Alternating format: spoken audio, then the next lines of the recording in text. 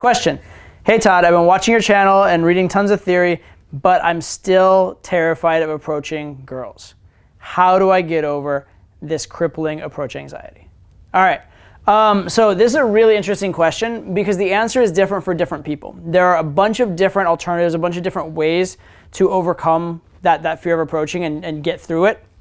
And what works for one person may not work for another, right? So it is important that you find the solution that's right for you. So I'm going to give you a few different solutions right now, and you can determine which is the best for you, or for a lot of people it would be a combination of them, or maybe putting them all together. I know for me it was a combination. There were some that really resonated more than others, but they all really did work for me. So the first one is changing your criteria for what is an approach. All right, so if you have it in your mind that an approach is going over, having all these things to say, being charismatic, attracting the girl, that's a lot to think about, and that's a lot of pressure to put on yourself.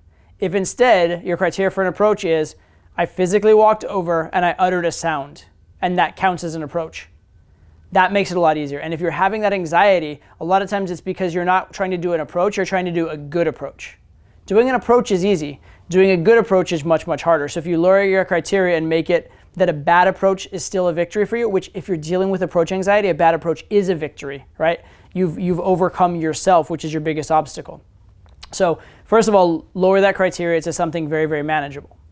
But your objection to this might be, well, okay, Todd, now we'll go over and utter a sound, but how do I get from there to a real actual approach? Well, then there's a process called progressive desensitization, which basically says you lowered your criteria to the absolute lowest possible. Now you're going to start bringing it up, right? So at first, your criteria for success is go over and utter a sound.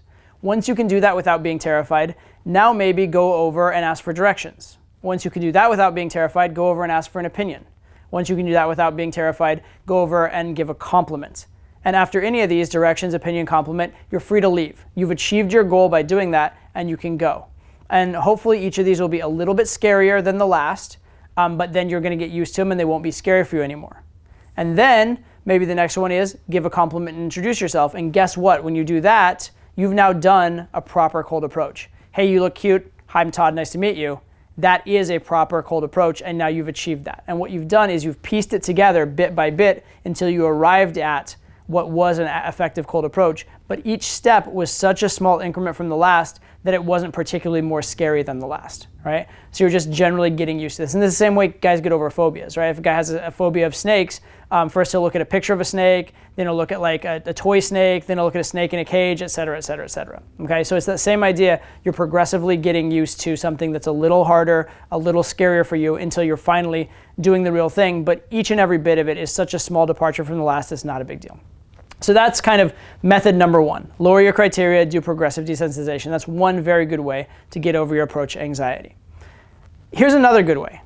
This is we call this like the scared straight method, if you will, right? Basically what you want to do here is be more terrified of the result if you don't, right? And this is a big part of how I did it is I was scared of not getting good with girls. I was scared of, I don't want to say dying alone. I wasn't worried I'd die alone quite, but I was worried I would never get the caliber girls I was supposed to get. I was worried that I would always be clueless and lost and at the mercy of luck in terms of my dating life, right? And so I looked at, I'm a little scared of doing this approach. I'm really scared of dying alone, or really scared of marrying the wrong woman, or really scared of never being successful with girls. And you have to understand that is the trade-off. The trade-off is take this action that's a little bit scary or deal with this much, much scarier certain long-term prospect, which is the result of not doing that action, okay?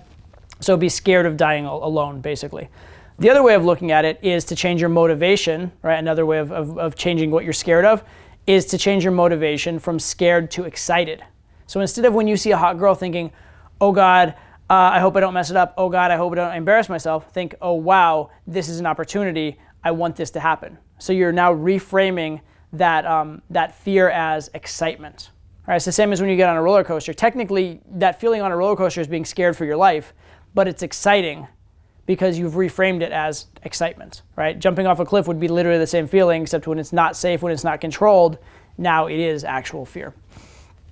So changing the way you're viewing things, right? Understand that, yes, this is scary, but what it really is, it's my alternative, it's my salvation from the scarier thing. That's one way to change your view and change your alternative, or change the way you're framing the situation of the approach in your mind. The other is, instead of, oh wow, I'm so scared, be like, oh wow, I feel those feelings of excitement. this is so exciting, this is so interesting, this is so much fun.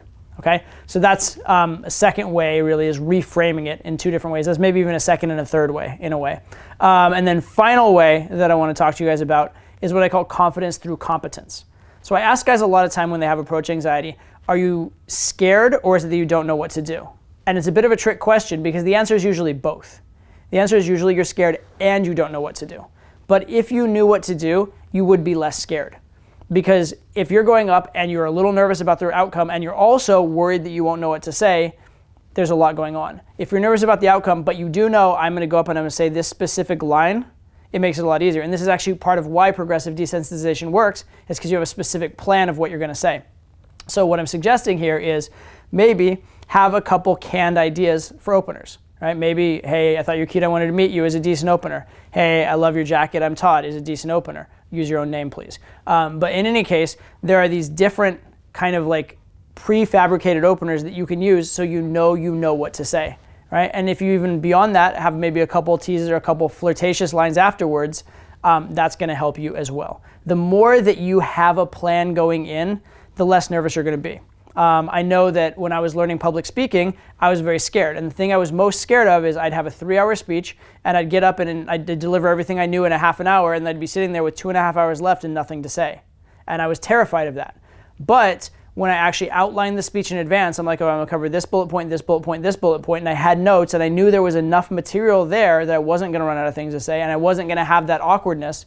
Well, then I could get up and deliver a good speech. It's the same thing. If you know you have an idea what you're trying to say, whether it's specific lines or if you have an idea of the frames you want to address or the types of conversations you want to have with a girl, the more you have an idea of the things you want to do in the set, the less you're going to be worried about, oh my God, I'm going to run out of things to say, oh my God, I'm going to make a fool of myself. Okay? So confidence through competence. If you know you have the skills, it's going to help you. And you can even drill the skills. There are exercises in my courses, for example, how to do push-pulls on command, right? How to do a mini cold read on command, how to avoid, boring conversations that are question, how to depart from that into more interesting conversations. And there are actually exercises you can do so that when you habitually end up in that type of an interaction, you will now have the stimulus response, the instinct to change it to a better interaction, right? So building competence, building that skill definitely helps. Same as like playing a sport. If you know that you've spent hours in the gym, dribbling, shooting, those kind of things, yes, you'll still be nervous at game time, but you'll be a lot less nervous than if you hadn't spent those hours in the gym.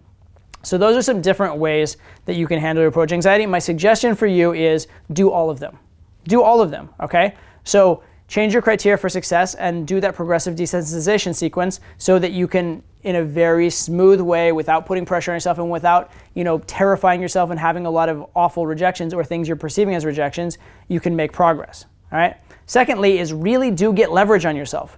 Get leverage on yourself in terms of why do you want this, and get leverage on yourself in terms of defining really what is a success for you and understanding that you're in this to have a positive result rather than avoid a negative result, right? And then finally, get competent. Whatever you can do to have a basis of skills, whether it's coming up with scripted things to say, whether it is going through exercises so you know the formats you're going to use, whether it is just having bullet points of types of conversations you want to have with a girl, the more preparation you've done in advance, the more you're going to be ready and the less you're going to be scared when the time comes. So use all these techniques. One of them or two of them will probably resonate with you more than the rest, but any and all of them I've seen work tremendously well for my students. So try them all, find the one that works for you or the two that work for you or all three that work for you. And biggest thing, take action. I promise it gets easier the longer you do it.